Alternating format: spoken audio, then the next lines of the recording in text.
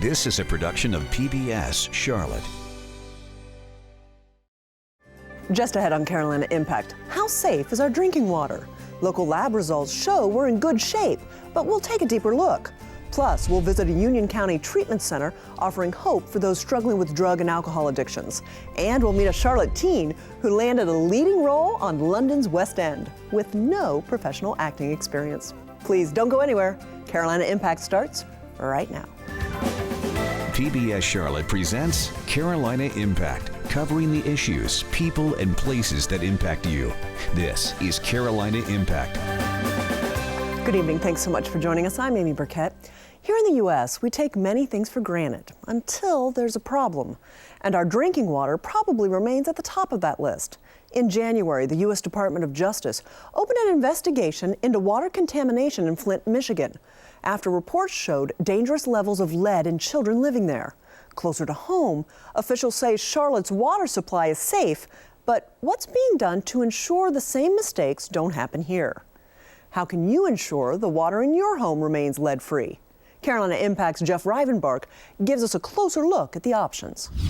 When you turn on the faucet, step into the shower, or sip from a fountain, you expect what trickles out to be good, clean water. This state-of-the-art lab regularly checks our water for contaminants. But folks like Rebecca Jones take extra precautions. Each day, she fills a pot with gallons of water and pours them into a large water filtration device. It's for cooking. Even her dog Paige gets filtered water. We just feel safer having our own filter system here. Rebecca lives in Mary Oaks, an older neighborhood on Charlotte's east side. Our home was built in the 1940s, so we may have lead piping that comes from the cities, from the street to our house. Rebecca's husband Alex spends hours in his art studio. The purpose is to get people thinking about things. Recently, Alex has been using art to express his concerns about environmental pollution, like the Dan River coal ash spill and Duke Energy's coal ash dump in Catawba County. I think there's real concern out there, not just from, wingnut conspiracy theorists, but from your average men and women out there who are looking at the news and starting to wonder about the purity of their drinking water. And in Flint, there's plenty of anger and question over who's to blame. And with headlines like this, Rebecca says filtering her water gives her family an added layer of protection. A lot has happened in Flint, Michigan, and with the coal ash spills, I just feel like it's an important thing to do. Everybody has to have clean water. Charlotte Water serves about 270,000 residential customers, as well as a half dozen nearby towns. The water comes from Lake Norman and Mountain Island Lake. From there, it's pumped to one of 3 water treatment plants, like this one on Brookshire Boulevard. This reservoir alone holds about 250 million gallons of water. The water that is behind me now will pretty much be in someone's home within the next 24 hours. Charlotte Water spokesman Cam Coley says treated water that leaves here is safe. We're very fortunate to have a dependable water source, the river, that doesn't have any lead or copper concerns. We have a distribution network that gets the water to people that doesn't have that concern. While this sounds reassuring, some residents like Rebecca are curious if a water crisis like the one in Flint, A case of water for this house. could happen here. Folks in Charlotte should be very comfortable drinking their water. As director of Charlotte Water, Barry Gullett says there are 2 primary differences between water delivery in Charlotte and Flint. We have a corrosion control program in place in our water treatment system, as does nearly every water system in the country. The city's corrosion control program involves a specialized water treatment which forms a protective lining and reduces corrosion inside some 4,000 miles of pipes throughout the distribution system. And this substance also reduces corrosion inside aging pipes in older homes. While this sounds good, homeowner Alex Clark isn't convinced. I tend to think that there's no magic pill that will keep old rusty pipes from leaking something into water passing through them. Gullett says the second big difference between Charlotte and Flint is that their distribution system, like many older cities, has lots of lead water pipes. In Charlotte, they are rare. We don't find very many lead pipes, and it's not common. Perhaps the bigger concern, he says, involves lead soldering. Prior to 1986, the solder that was used to join copper pipes together had a high lead content. After 1986, that changed, and so the solder used after that point has less lead or no lead. If you live in an older home and notice any odor or particles in your water, you should call 311 to have it tested. All those samples come here to this lab in Southwest Charlotte. Gina Kimball has a PhD in infrastructure and environmental systems. In addition to lead, she says there could be over 1,000 things lurking in your water. We test everything from microbes, which are pretty much what's called an acute concerns, to things that are more chronic. The technicians here test thousands of water samples each day, including many that are taken from people's homes. I think it's good that they're thinking about the safety of their water, and I would encourage them, if they have questions, to call. Rebecca Jones plans to call the city to have her water tested. But even if the results show no signs of lead, she still wants to filter the water her family uses. I think it's better to be safe and take precautions now than to find out later that, your whole family has been, drinking water that's polluted. As for Alex, he hopes his art makes more people think about where their water comes from. For Carolina Impact, I'm Jeff Rivenbark reporting. Thanks so much, Jeff. By the way, if someone knocks on your door offering to sell water filtration devices or free water quality tests, always compare the name of the company with what the Better Business Bureau has on file. Well, let's change gears now. When I was a kid, my mom always told me, if you never drink or try drugs, you'll never have to take your last. That was great advice that served me very well. Unfortunately, many people struggle with drug and alcohol addictions. Carolina's healthcare system offers treatment for overcoming these addictions through the First Step program in Union County. Carolina Impact's Tanisha Johnson introduces us to two people whose lives were nearly destroyed before they found help. I was driving home and apparently went left of center. I was pulled over and was arrested for DWI. She ended up in jail. Amy Stewart's dependency on alcohol stemmed from a medical condition. After I had the gastric bypass surgery, I had a second surgery to remove a lot of the excess skin. And then I couldn't sleep. Her doctor recommended drinking a little bit of wine each night. That little 4 ounces turned into 2 glasses. That 2 glasses turned into a bottle. That bottle, sometimes 2. I would get up in the middle of the night and finish one off. It escalated so quickly that it just was like a snowball. I could not stop. While gastric bypass surgery helped her deal with the food addiction, financial problems at home and becoming an empty nester caused her to rely more on alcohol. A friend soon suggested she check out the First Step program. When I first got there, the people were wonderful. They were wonderful. Loving and caring. Even though she learned a lot about alcoholism and received support from her family, just one day after leaving rehab, she relapsed. The whole month of April was a nightmare. Depression set in on me, which is a big side effect of alcoholism. Mary Ward is with Carolina's healthcare system. She says it's important for recovering alcoholics like Amy to have the support of their family as they work through their addictive behaviors. That's why the First Step program now places more emphasis on intensive outpatient care.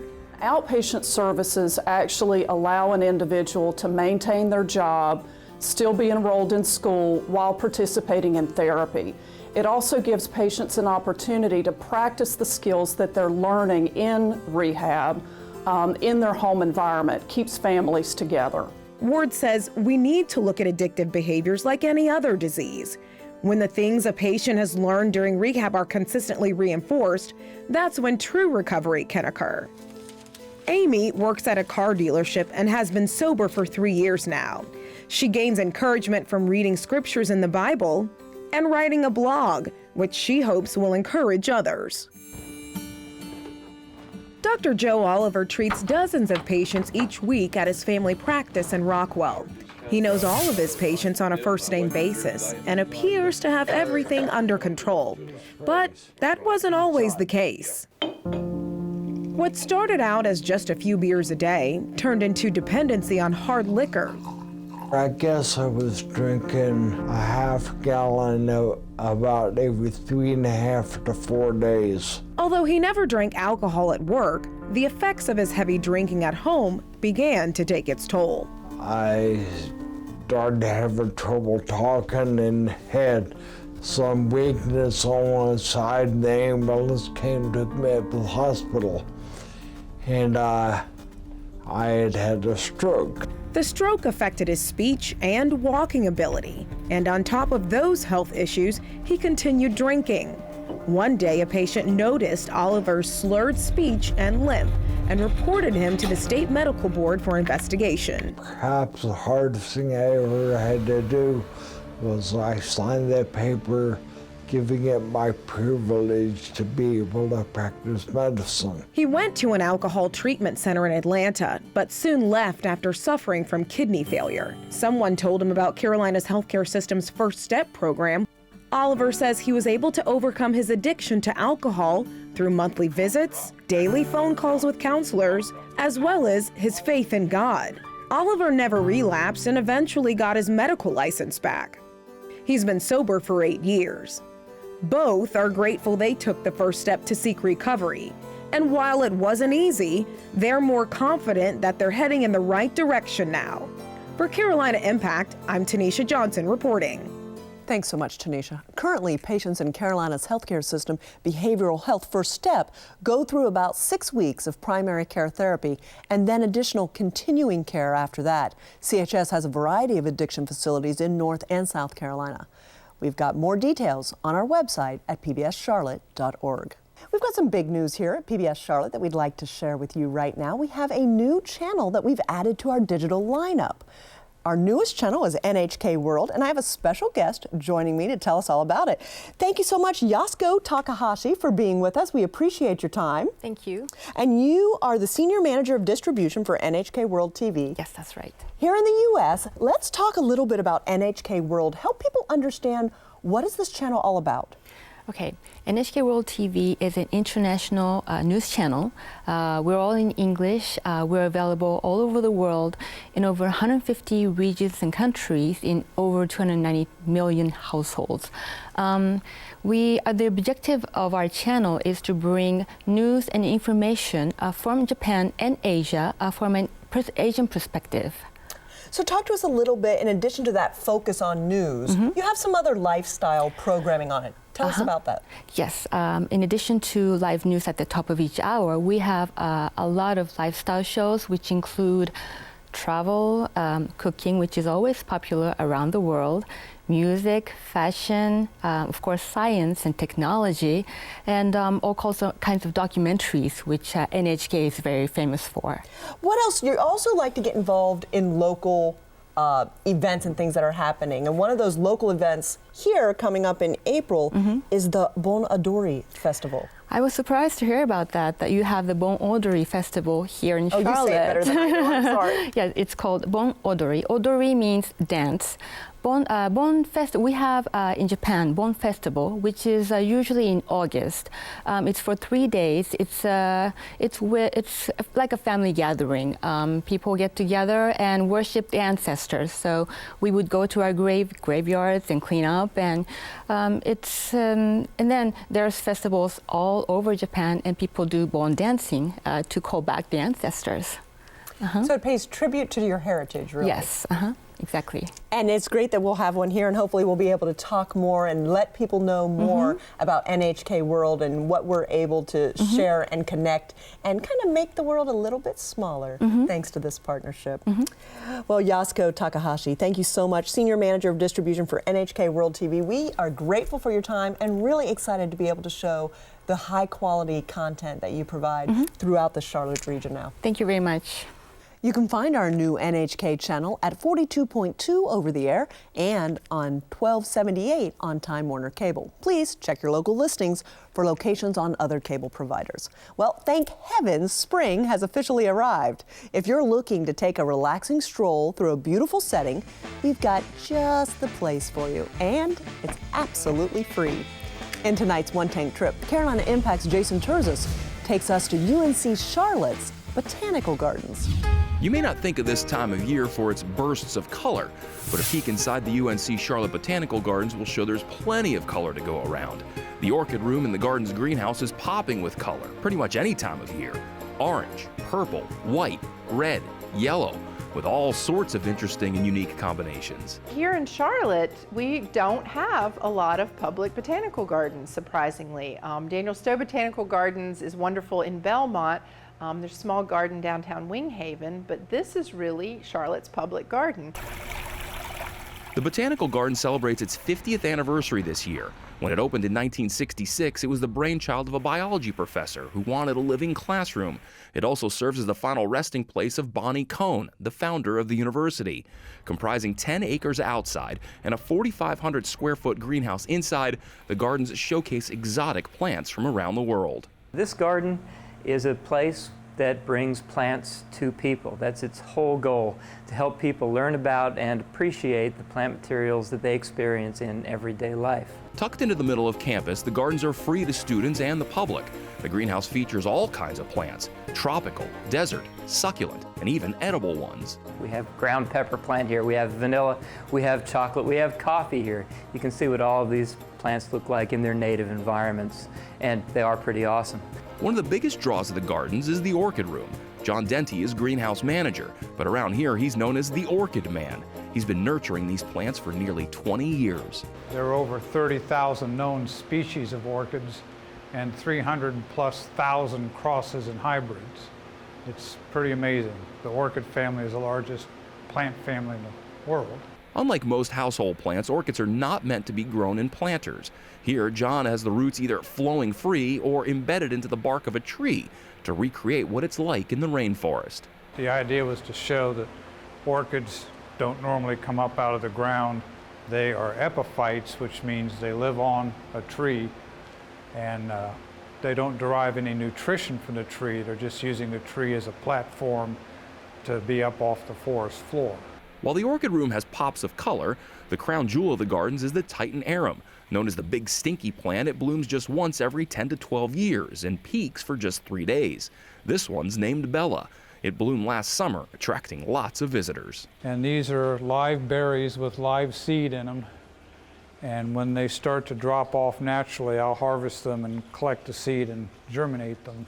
The staff says it's always neat to see students and visitors' reaction to what they see when they come in. And then when they come into the greenhouse, we really see a lot of, wow, and oh my gosh, how crazy, and I've heard of that, and did you know this? And so there's like a lot of little sharing of information. Funded through the university, donations, annual memberships, and plant sales, the gardens attract roughly 25,000 visitors each year.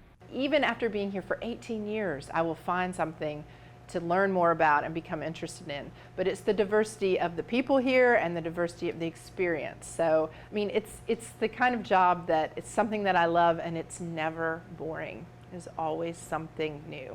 Even though most of the outdoor plants are still dormant this time of year, you can see spring everywhere. Even though winter seems like a downtime for the gardens, a lot of stuff is actually happening in the gardens right now. Our paper bush is blooming, we have daphne blooming, winter sweet is blooming, so things actually look really good out there right now.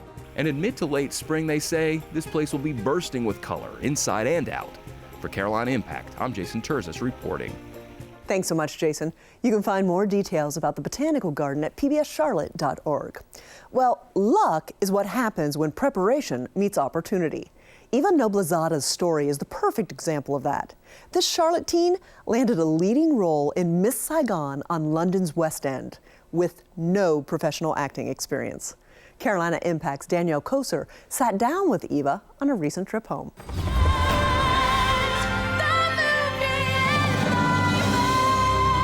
From London's West End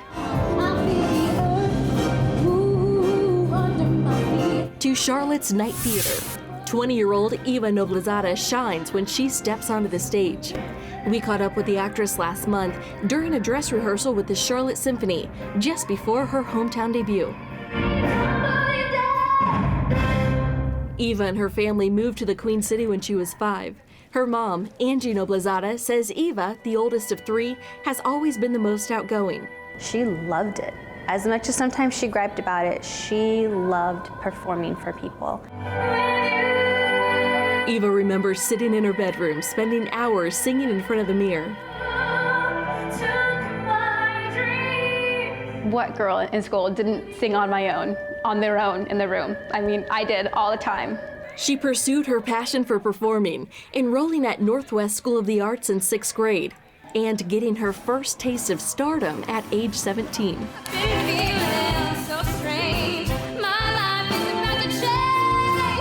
She and her classmates performed the final scene from Footloose at the 2013 Bloomy Awards, the region's high school musical theater awards program. That night, she won Best Actress for her performance as Ariel. And the Bloomy Award goes to Eva Noblezada. I was literally in disbelief. I just kind of stood there and kind of did the whole Miss Congeniality hand thing. But it was great. It was a great moment. Any fire I had to do musical theater just ignited, it exploded. Oh my gosh. As a student, she was always very focused. She would watch other people intensely. Matt Henson taught Eva for nearly 6 years. Eva always had a really natural ability to act and sing at the exact same time. I knew from 15 that I didn't want to go to college. Instead, she dreamed of moving to New York and working as a waitress until she got her big break. Well, lucky for her, that big break came sooner than expected. After the Bloomy Awards, Eva traveled from the Queen City to the Big Apple to compete in the National High School Musical Theater Awards, better known as the Jimmies. There, she earned the opportunity to perform a solo on stage at the Minskoff Theater, singing With You from the musical Ghost.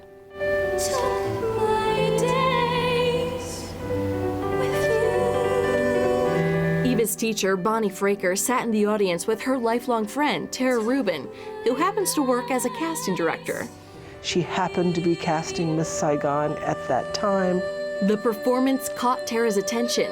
She connected Eva with Cameron McIntosh, producer of the revival of Miss Saigon on the West End, London's version of Broadway. I can't tell you how excited I am to have yet another go at Miss Saigon. He ended up flying over from London to see her in New York, and the rest is history. 3 auditions later, Reaching for him. Eva scored one of the lead roles and moved to London to start rehearsals, all before her 18th birthday. This is absolutely incredible. This is more than I ever thought that was possible.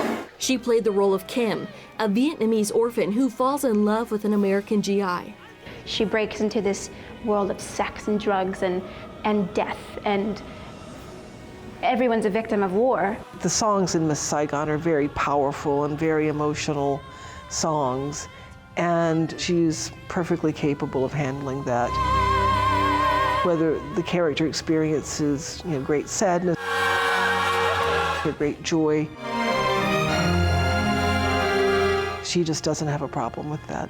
No matter what's gone in her day, when she steps on that stage, she is that character. And offstage, Eva is quite the character too. She has a really big personality. She laughs constantly. Back at Northwest School of the Arts, Matt says students strive to be like Eva. There's a lot of pointing to her and saying to my other kids, it's possible. It's possible. With the right opportunities and the right training and the right charisma, everything's possible. I would say I'm lucky, but I don't think that was luck that I got it. If I didn't give 1,000,000% at that performance, even just in the back, of dancing or with singing with everyone else, I wouldn't be here. And I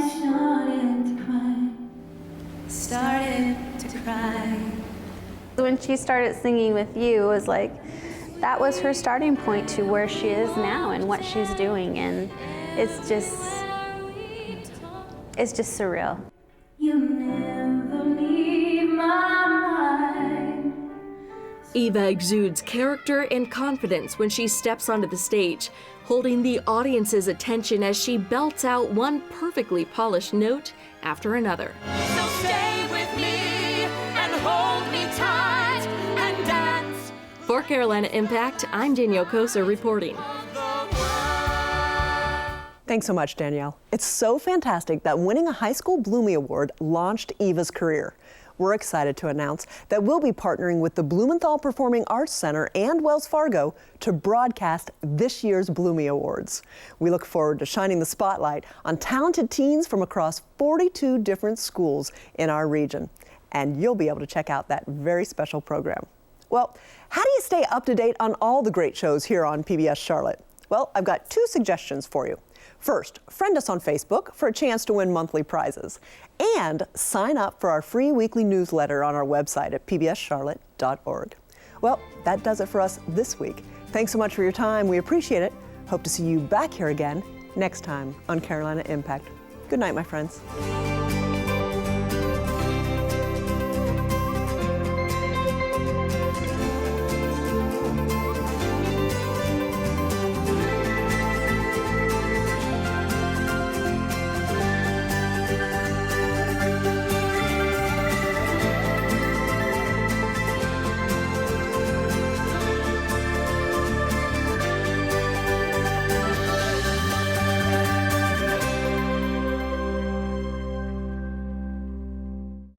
Production of PBS Charlotte.